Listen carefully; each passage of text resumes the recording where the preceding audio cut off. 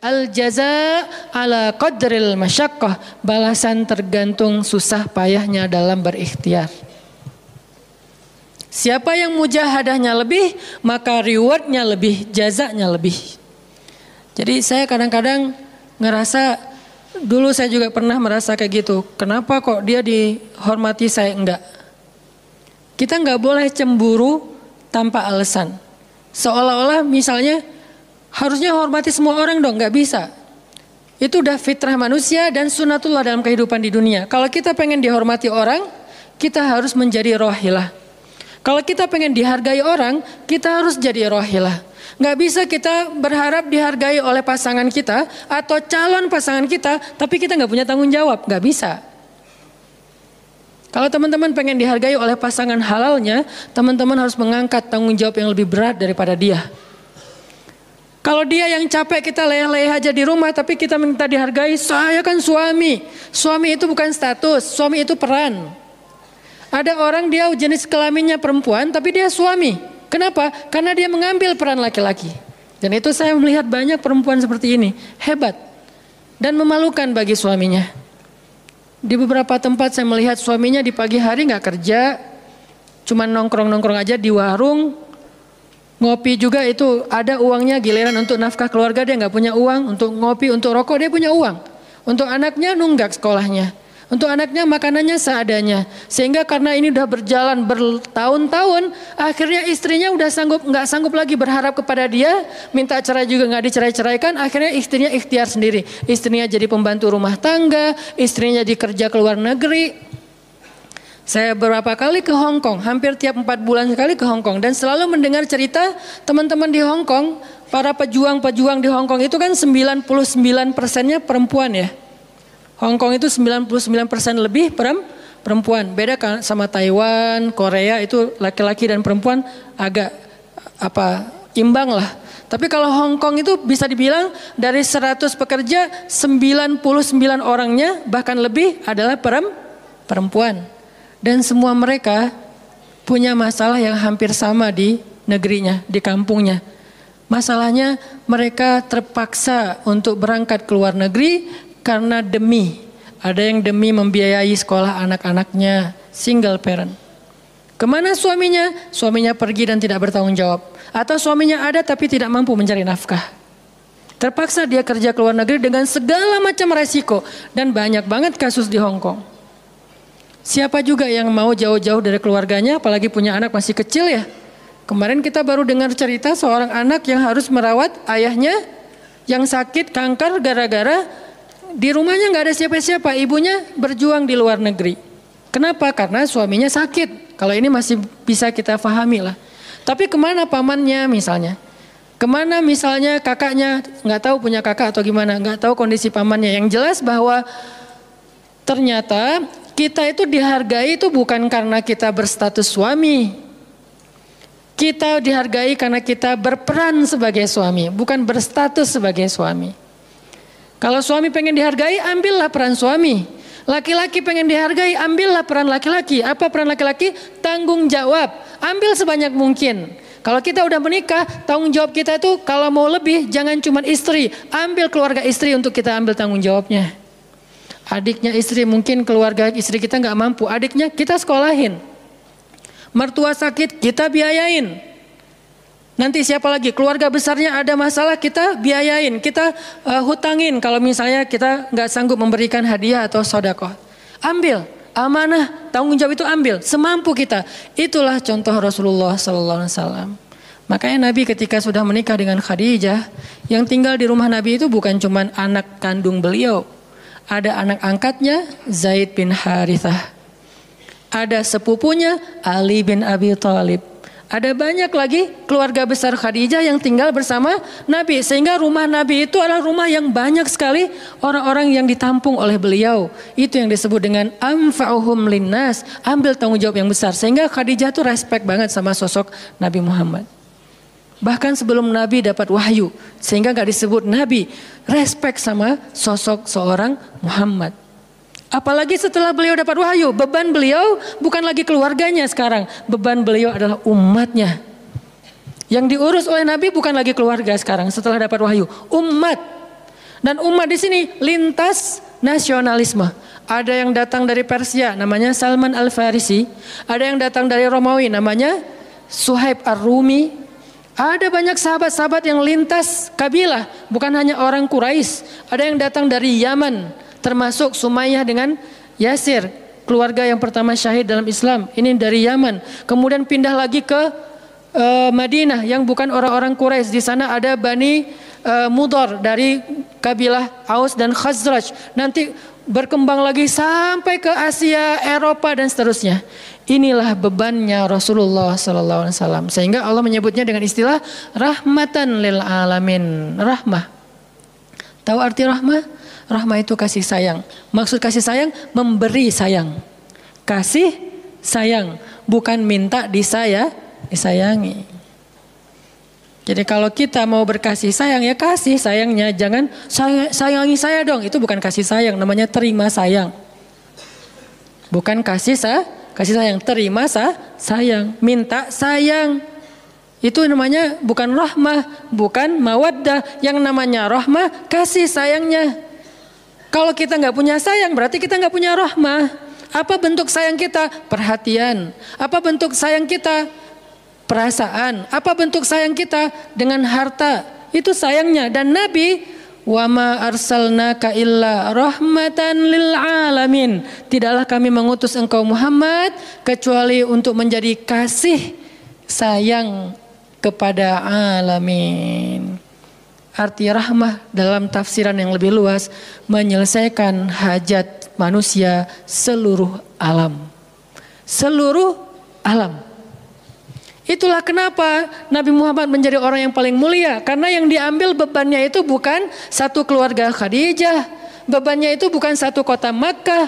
Bebannya itu bukan cuma orang Arab. Alamin. Sehingga Allah mengatakan, wa rafa'na laka dzikrak. Kami angkat engkau menjadi manusia yang paling mulia. Karena beban yang diambilnya paling berat. Apa beban Nabi? Apakah cuma ceramah? Enggak cuma ceramah. Kalau cuma ceramah gampang. Saya pernah menjadi penceramah dan saya pernah menjadi programmer dalam dakwah. 8 tahun saya ceramah di Bandung, gampang banget. Dan kalau mau nyaman jadi ustadz, mending saya jadi penceramah aja, gampang banget. Diundang-undang, ustadz mau dijemput? Ya jemput dong, jemput. Ya, ustadz kan dijemput, jarang kita jalan sendiri, seringnya dijemput. Dan karena dia pengen memuliakan kita, dia cari di tempat itu siapa yang punya mobil paling bagus untuk menjemput ustadz.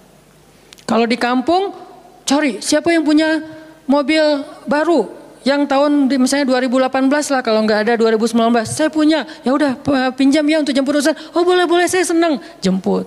Kalau perlu yang punya mobilnya sekaligus jadi supirnya jemput ustadz. Enak jadi penceramah. Jemput, tunggu di depan rumah, nggak langsung ketok. Kenapa? Nggak enak mau ngetok, biar ustadznya santai aja. Ustadznya keluar dibukain pintu. Terserah mau duduk di depan, duduk di tengah. Kalau ustadznya duduk di tengah, nggak ada yang di sebelahnya, kosong. Mau goler-goler, mau jungkir balik, bebas. Ustadz.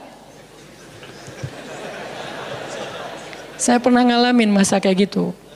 8 tahun, mudah banget, diundang-undang. Semua wajah tersenyum, nggak ada yang cemberut, namanya juga ustadz. Selamat datang ustadz, alhamdulillah bisa ketemu sama ustadz, silakan. Duduk dikasih makanan yang paling baik. Dihidangkan segala macam, minuman aja 5 jenis.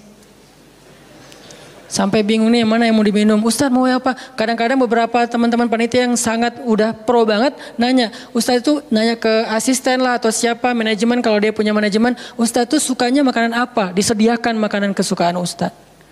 Kalau ke Bandung ustadz senangnya makan apa? Disediakan makanan khas Bandung kesukaannya ustadz. Dicari dari restoran terbaik yang ada di kota itu.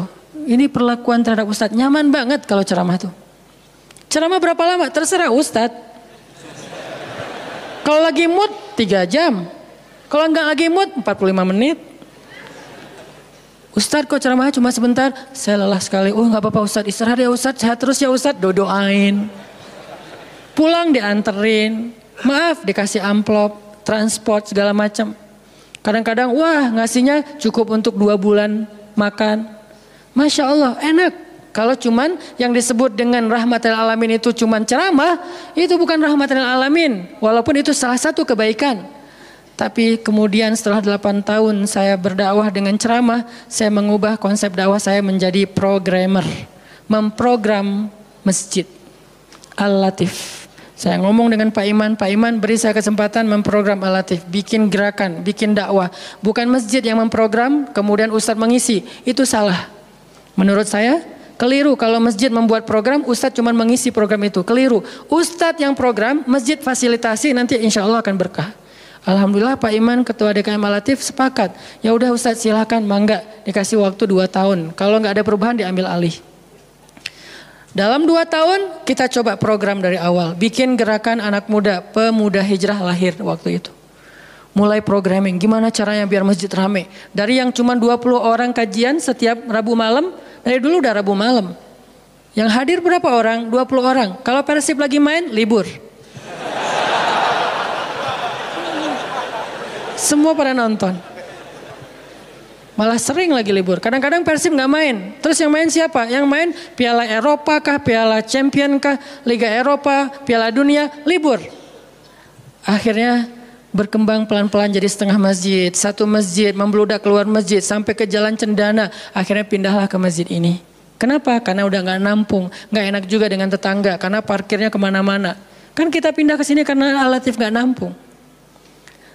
Nah, ketika dakwah berubah menjadi programmer, bebannya beda. Udah nggak kayak dulu, enggak, beda. Pergi taklim, pergi sendiri. Bahkan berkorban dengan harta sendiri, bareng-bareng dengan teman-teman. Semuanya lelah, kita meeting sampai tengah malam. Emangnya gampang membuat tren hijrah? Nggak mudah teman-teman. Kita harus meeting, mikirin. Sekarang tambah lagi beban yang lain, Barisan Bangun Negeri. Para ustadz berkumpul, bikin gerakan bersama. Kita bikin Barisan Bangun Negeri. Dikasih amanah untuk jadi amirnya. Mikirin apa yang harus kita lakukan. Program pertama saya bilang less waste. Isu lingkungan. Kenapa? Kita pengen jadiin masjid sebagai 911. Tapi pelan-pelan, gak bisa langsung. 911 ini nanti kalau ada masalah di masyarakat, tetangga masjid yang ditelepon masjid. Anak saya sakit, telepon masjid. Ada yang meninggal, telepon masjid. Ada yang pingsan, telepon masjid. Ada yang baru diputusin, telepon masjid. Sampah ini udah darurat. Bandung ini hanya batas deadline penanganan sampah kita kalau kata Pemkot itu sampai 2023. Kalau kita nggak punya alternatif, ini akan jadi masalah besar. Jakarta, saya kemarin ke Jakarta sampai 2022, lebih cepat sedikit daripada Bandung. Artinya mereka hanya bisa menampung sampah sampai 2022. Sisanya kalau nggak ada solusi alternatif, maka akan terjadi masalah besar, tumpuk sampah di depan rumah masing-masing selama nggak usah sebulan, seminggu aja gimana rasanya? Nggak ada yang ngambil sampah di depan rumah kita, seminggu aja. Petugas sampah nggak ngambil sampah di depan kos-kosan, di depan rumah. Sehari telat aja itu udah nggak enak, apalagi seminggu, sebulan, setahun, jadi gimana? 2022, kota-kota besar rata-rata terancam dengan bom waktunya sampah. Kita angkat less waste supaya masjid menjadi salah satu media komunikasi antara Pemprov, Pemkot, pemerintah kepada publik. Kenapa? Soalnya trust publik kepada masjid itu bagus. RT RW bikin program pungut sampah kayak edukasi dan campaign tentang sampah, yang datang sedikit. Kalau RT RW bikin program hari Minggu yuk kita bikin gerakan pungut sampah, sedikit yang datang. Tapi masjid bikin taklim yang datang ribuan, apalagi 2-3 tahun terakhir alhamdulillah luar biasa. Sehingga masjid punya potensi untuk mengkomunikasikan masalah ini kepada publik. Saya ajaklah teman-teman yuk kita bikin isu sampah dimulai dari masjid. Jalan 2 Bandung, Bintaro udah jalan. Next mau kita jalankan di Jogja, di Malang dan di Pontianak. Seluruh masjid di Indonesia. Programming, mikir, harus ketemu dengan beberapa orang, dan habis waktu saya dalam beberapa tahun terakhir bukan untuk dakwah tablik, makanya udah jarang ceramah. Teman-teman kalau ngelihat ceramah Hanan Attaqi di Bandung cuma sekali seminggu, itu juga kalau nggak libur ya. Kajian Rabu malam. Ustaz Hanan selain Rabu malam ngapain sih? Ustaz kosong nggak? Kosong, saya bilang. Kenapa nggak mau ngisi jadwal? Kosong dari taklim tapi nggak kosong dari aktivitas. Sehari meeting bisa 5 kali. Dulu saya pernah yang kalau bahasa teman-teman tuh ngeprank jamaah, bukan ngeprank sebetulnya. Katanya Ustaz nggak datang, tiba-tiba datang kan? Itu tuh meeting 5 kali sehari, dari pagi, siang, sore, menjelang maghrib, baru beres isya. Meeting dengan siapa aja Ustaz? Banyak hal yang harus kita bereskan untuk bisa memunculkan satu program kecil. Akhirnya beres Isya, saya bilang masih ada jamaah enggak? Sebagian udah pulang Ustaz, tapi yang lain masih pada nunggu, kasihan. Ya udah saya jalan aja ke sini naik motor, sampai di sini Isya baru ngisi kajian. Artinya ternyata bebannya beda. Tapi rohilatan itu yang disebut dengan dakwahnya Nabi. Saya baru mengambil sebagian kecil dari banyak varian dari dan instrumen dakwah Nabi, itu cuma sebagian kecil. Memprogram, baru masjid. Nabi itu alamin loh. Gimana mengubah kota Makkah yang dulunya kemusyrikan merajalela, perzinahan merajalela, kemudian anak perempuan dibunuh karena dianggap membawa sial, riba luar biasa, banyak yang dibunuh gara-gara gak mampu membayar hutang, dan perbudakan, dan banyak lagi masalah sosial. Bukan hanya masalah akidah dan ibadah. Akidah dan ibadah itu adalah inti masalahnya, kemudian merembet ke masalah sosial, biasanya kayak gitu. Kalau akidahnya melenceng, biasanya sosialnya rusak. Walaupun gak selalu kayak gitu juga sih. Karena ada di beberapa negara yang akidahnya mereka syirik, tapi sosialnya bagus. Walaupun ada problem sosial lain yang mungkin gak perlu dibahas di sini. Yang jelas awalnya berawal dari kemusyrikan. Kemudian berkembang menjadi masalah ekonomi, sosial, dan seterusnya. Nabi menyelesaikan masalah kota Mekah. Gimana caranya? Mekah yang tadinya kota yang jahiliyah menjadi kota Islamiyah, kota yang Rabbaniyah, kota yang penuh dengan kebaikan. Madinah yang tadinya kota yang penuh dengan sampah, Yathrib berubah menjadi kota Munawwarah. Sekarang udah nyampah lagi. Di zaman Nabi itu benar-benar Madinah Munawwarah. Sekarang mungkin nggak sebagus di zaman Nabi, cuman bangunannya doang yang megah, tapi secara lingkungan, secara sosial nggak sebaik zaman dulu lah.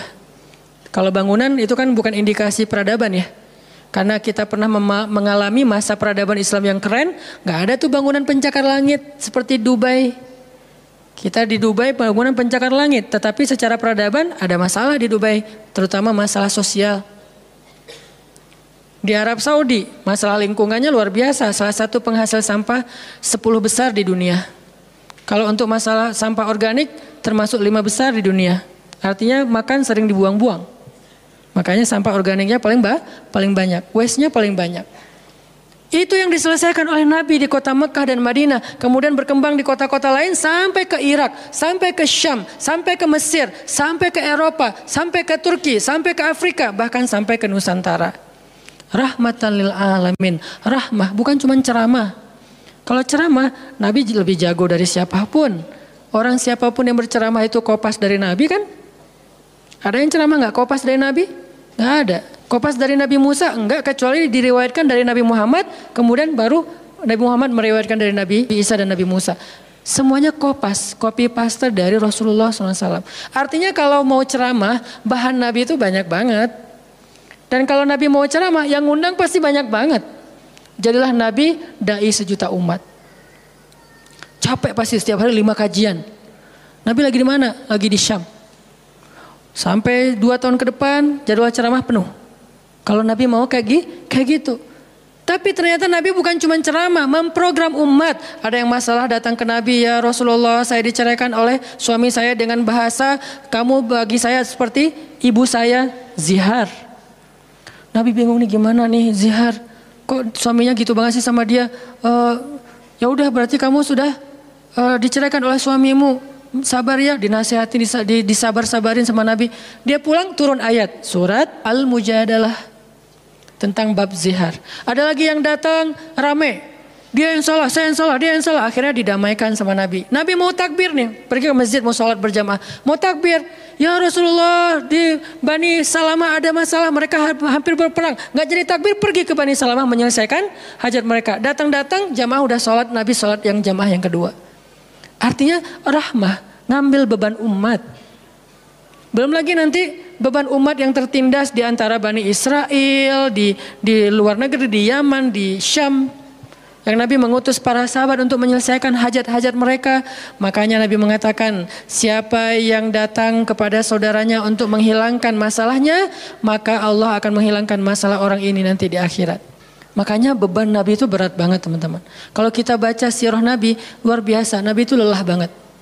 Sampai para sahabat meriwayatkan Nabi itu dulu sebelum dapat wahyu, beliau seger gitu. Setelah dapat wahyu tetap ganteng, tetap keren karena memang aslinya udah dari sononya keren ya. Cuman udah ada guratan lelahnya tuh terasa di wajah beliau. Lelah banget. Sampai Nabi itu Pernah sampai Allah bilang gini, "Fala'allaka bakhi'un nafsaka 'ala atharihim." Hampir saja engkau mencelakai dirimu gara-gara mereka. Apa maksudnya? Kok Nabi hampir mencelakai dirinya gara-gara mereka, itu maksudnya apa? Saking terbebannya Nabi dengan kondisi umat, hampir-hampir Nabi itu sakit keras, hampir-hampir Nabi itu binasa, celaka, meninggal demi mikirin nasib umat. Kayak gitu banget coba. Itu namanya rohilatan. Kita belum sanggup untuk memikul beban umat sedunia. Makanya minimal kalau kita nggak ngambil beban umat sedunia dengan tangan kita, minimal dengan pikiran kita aja. Kita mikir nggak sih nasib Palestina?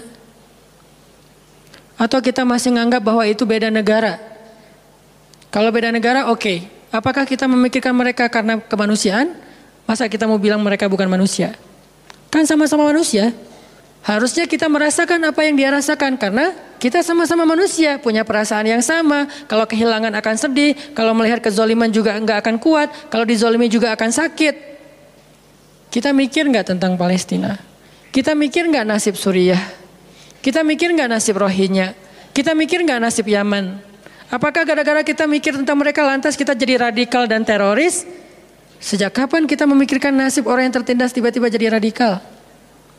Apakah orang yang tidak memikirkan orang lain hanya dirinya sendiri berarti orang yang baik? Justru makin banyak kita mikirin nasib mereka, kita makin rohilatan walaupun belum sanggup menyelesaikan hajat mereka, mikir doang.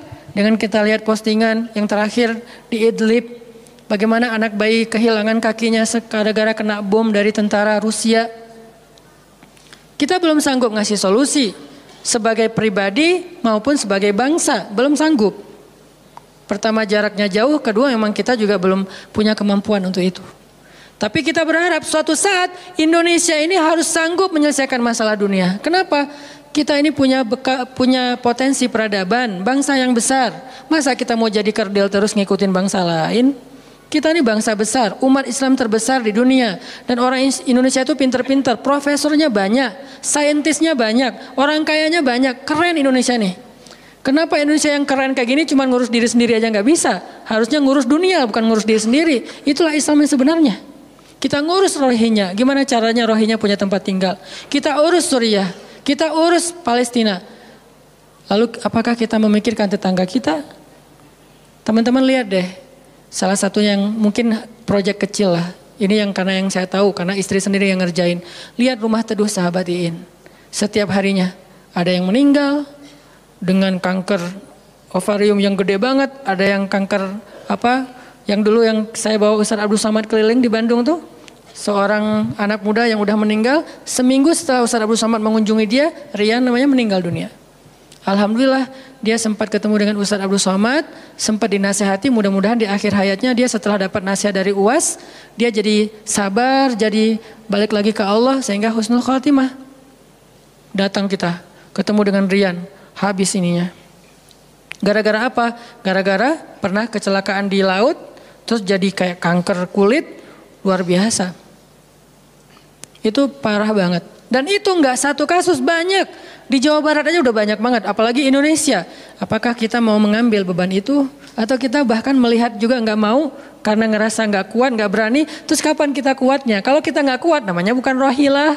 Yang namanya rohilah itu harus kuat. Dikuat-kuatin kalaupun enggak kuat. Sudah seberat apa beban yang kita ambil?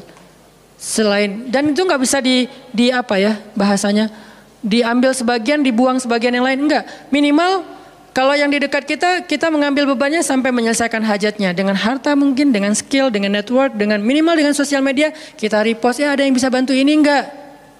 Kalau yang di luar negeri, karena kita enggak sanggup menyelesaikan, minimal dengan pikiran dan doa. Kasihan ya mereka, doain terus. Karena doa kita itu ngaruh. Jangan berpikir mendoakan mereka itu enggak ngaruh itu. Mempercepat datangnya pertolongan Allah. Minimal dengan doa kita, Allah kuatkan hati mereka. Minimal. Dengan doa kita, Allah kuatkan hati saudara kita di Yaman, di yang kelaparan di Syam, di Palestina, di Rohingya, di Turkistan, yang masih dalam campnya orang-orang komunis. Minimal doa kita menguatkan hati mereka, kan berarti membantu. Ada orang yang ketika dapat musibah, kita datang nggak bisa ngasih solusi, tapi begitu kita nasihati lalu kita doakan, itu udah membantu dia, minimal hatinya jadi lapang. Kemudian kita doakan dia merasa diperhatikan. Bukankah itu sebuah bantuan? Dan itu rahilah. Semuanya aja yang di luar negeri kita pikirkan, apalagi yang di dalam negeri, semampu kita. Makanya nama barisan kita tuh Barisan Bangun Negeri. Kalau ditanya, apa Ustadz tujuan bikin gerakan Barisan Bangun Negeri? Ya bangun negeri. Masa masih ditanya ya? Karena masih ada yang nanya, ngapain sih tuh ustadz-ustadz ngumpul mau bangun negeri? Itu udah jelas dari namanya juga. Terus santrinya ngapain? Namanya Santri Bangun Negeri. Ustadznya Barisan Bangun Negeri, ada 2 nama. Para guru, saya pelan-pelan pengen ngumpulin para guru-guru yang seleting. Supaya kita barengan. Ngumpulin pelan-pelan, namanya Barisan Bangun Negeri. Nanti teman-teman yang ngikutin para guru, para santri, namanya Santri Bangun Negeri. Jadi kalau ditanya mau ngapain, mau bangun negeri. Programnya apa? Pertama, program isu lingkungan. Nanti naik lagi isu sosial, naik lagi isu healthcare, kemanusiaan, kesehatan dan seterusnya. Kan itu tugas pemerintah, kita nggak mau menyalahkan siapapun. Udah capek berdebat, tugas kita sekarang siapa yang pengen jadi rohilah. Itu yang dilakukan para guru kita sekarang teman-teman di Barisan Bangun Negeri. Mikir, kemarin saya 40 jam nggak tidur. Dari Bandung ke Jogja. Di Jogja ada acara, udah beres acara, kita ada meeting yang penting banget yang bikin saya sesak sampai sekarang. Itu ada diskusi yang saya tidak bisa sampaikan ke publik. Itu diskusi dari jam 11 malam sampai jam setengah 4 subuh. Kenapa diskusinya sampai malam Ustaz? Karena besok kita semuanya udah pada bubar. Udah pada pulang masing-masing ke negerinya sehingga nggak sempat ketemu. Ketemunya kita cuman malam Selasa. Selasa subuh pesawatnya udah mulai ada yang pesawat jam 5, jam 6, jam 7. Jadi malam itu harus kita selesaikan meeting kita. Meeting lah kita sampai jam setengah 4 subuh. Beres meeting langsung ke bandara. Saya dengan salah satu ustadz ke bandara berdua naik flightnya pas bareng. Belum selesai tadi meetingnya, meeting lagi di pesawat. Dari Jogja ke Jakarta. Di Jakarta saya ketemu dengan beberapa teman-teman yang pengen mendukung program pesantren yang sedang kita dari setahun yang lalu ingin kita buat, tapi juga belum cukup untuk membebaskan lahan karena kita butuh 15 M membebaskan lahan. Alhamdulillah udah terkumpul sekitar 2 M, masih jauh dari target. Baru membebaskan lahan, belum membangun. Akhirnya bahasa istri saya ngamen di Jakarta dari pagi, siang, sore, malam pulang. Di kereta juga diskusi lagi sama istri karena ada beberapa program yang harus kita bereskan. Sampai rumah jam 12 malam. Jadi 1 hari setengah. Hampir 2 kali 24 jam. Baru istirahat. Itu kalau programming. Beda dengan ceramah.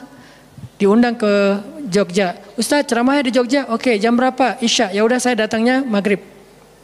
Terbang jam 5. Sampai di sana maghrib. Ceramah. Beres ceramah saya tidur. Gampang kan? Beres ceramah jam 11 malam, balik ke hotel. Dipesankan hotel sama panitia. Hotelnya mau yang gimana Ustadz? Terserah, yang dekat-dekat aja biar nggak capek di jalan. Oh ya Ustadz, dikasih hotel biasanya yang enak, yang deluxe.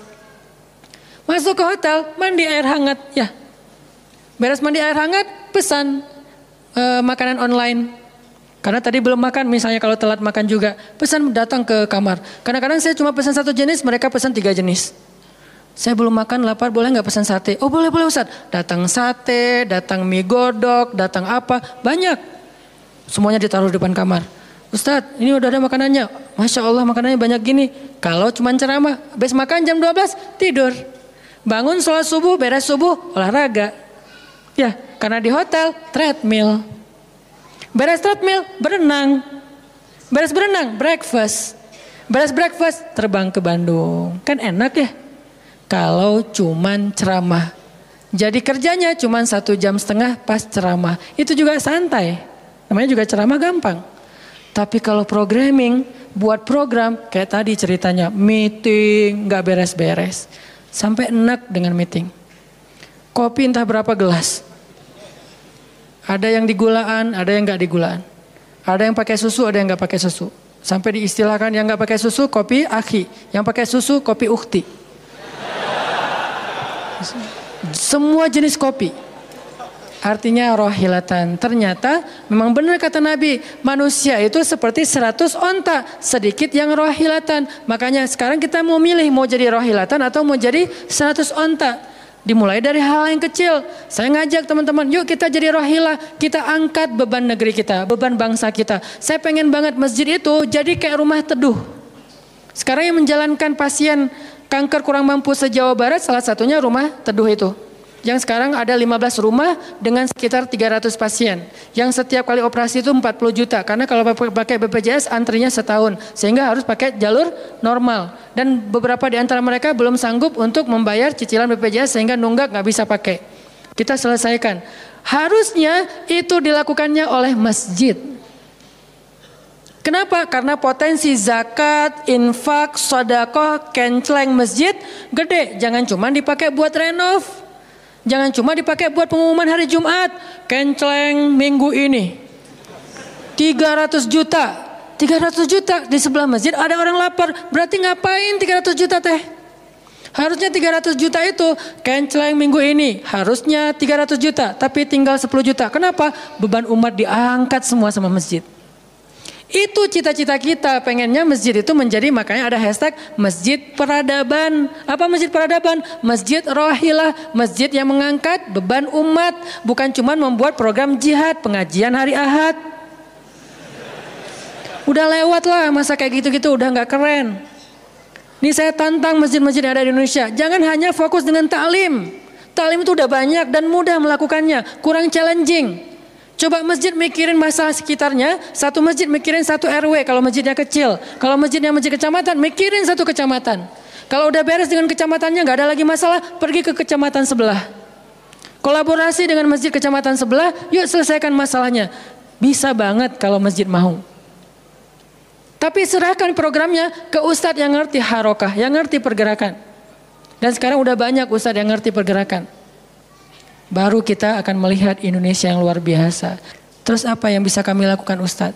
Yuk bareng-bareng dengan saya, dengan pemuda hijrah, dengan para guru barisan bangun negeri, kita bangun deh Indonesia semampu kita. Dengan apa? Dengan skill kita masing-masing. Dengan potensi kita masing-masing. Ada yang punya harta dengan hartanya. Ada yang punya kemampuan skillnya dengan skillnya.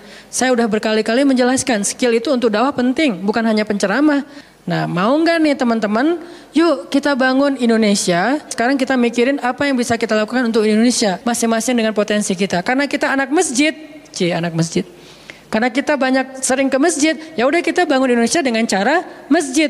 Dan ternyata cara masjid itu bukan cuma Allahu Akbar dan Subhanallah, salam, enggak. Yang dibicarain di masjid itu bukan cuma juz-juz Al-Quran, tapi masalah umat. Karena Nabi membicarakan masalah umat itu di Masjid Nabawi. Yang kita pengen ke sana, berharap banget bisa umroh. Apakah di Masjid Nabawi itu cuma ada raudhah kemudian orang berdoa egois banget pengen masuk surga sendiri? Enggak. Di raudhah itu Nabi dengan Jibril bicara tentang umat. Gimana caranya umat ini selesai masalah mereka. Sampai ke penjuru dunia. Yang terjajah dibebaskan dari penjajahan. Yang terzolimi dibebaskan dari kezoliman. Itu namanya rohilah. Saya yakin di sini banyak potensi dan skill yang keren-keren. Coba berikan skillnya untuk dakwah. Dedikasikan skillnya untuk agama. Yang kalau kita dedikasikan untuk agama, insya Allah untuk bangsa dan negara udah pasti. Karena agama kita itu bukan agama ritual. Agama kita ini adalah agama kehidupan. Sehingga yang ada di dalamnya bukan cuma bab sholat, tetapi juga bab orang sakit. Dan kita tahu banyak hadis tentang itu. Bab lingkungan, dan kita mulai tahu hadis-hadis tentang itu. Yuk kita dedikasikan skill kita, potensi kita, harta kita untuk agama Allah. Kita angkat beban umat bareng-bareng. Karena kalau saya ngangkat sendiri, saya paling-paling ngangkat sanggupnya itu 100 kilo. Itu juga udah ngos-ngosan. Tapi kalau kita ngangkat bareng-bareng, bisa bertonton beban umat kita angkat. Mudah-mudahan dari kajian mager ini, mudah-mudahan kelak kita bisa menjadi orang yang mudah bergerak, sanggup bergerak, dan geraknya bersama-sama. Barakallahu fikum. Billahi taufiq wal hidayah. Allahumma inna nas'aluka ridhaka wal jannah wa na'udzubika min sakhatika wan nar. Allahumma a'inna ala dzikrika wa syukrika wa husna ibadatik. Rabbana habbib ilainal iman wa zayyinhu fi qulubina wa karrih ilainal kufra wal fusuqa wal isyan waj'alna minar rasyidin. Rabbana atina min ladunka rahmah wa hayyi' lana min amrina rasyada وهيئ لنا من أمرنا رشدا وهيئ لنا من أمرنا رشدا واجعل لنا من كل ضيق مخرجا ومن كل هم فرجا ومن كل عسر يسرا ربنا آتنا في الدنيا حسنة وفي الآخرة حسنة وقنا عذاب النار وصلى الله على سيدنا محمد وعلى آله وصحبه أجمعين والحمد لله رب العالمين.